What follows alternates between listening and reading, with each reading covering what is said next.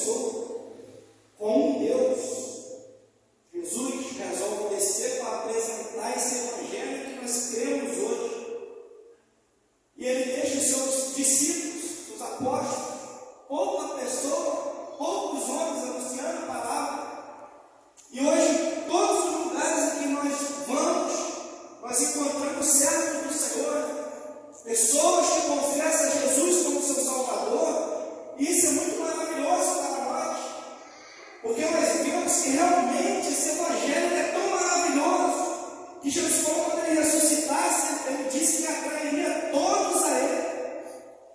E ele nos atraiu através da sua palavra, porque toda vez que nós pregamos esse evangelho, em todos os lugares, sempre vai ter alguém que vai falar: eu quero esse Jesus, eu preciso desse Jesus. Porque todos nós padecemos, todos nós temos problemas, todos nós passamos por situações difíceis. E falando em situações difíceis, eu também passei uma situação ano passado e me encontrei com paralisia facial, né, do lado dos membros do rosto, da face, fica paralisado. Só que eu vou voltar um pouco antes, porque as coisas da nossa vida, nós sempre temos que ter um ponto de partida. Algo que um dia nós resolvemos fazer que marcou a nossa vida de uma maneira extraordinária. E esse ponto é sempre quando nós resolvemos um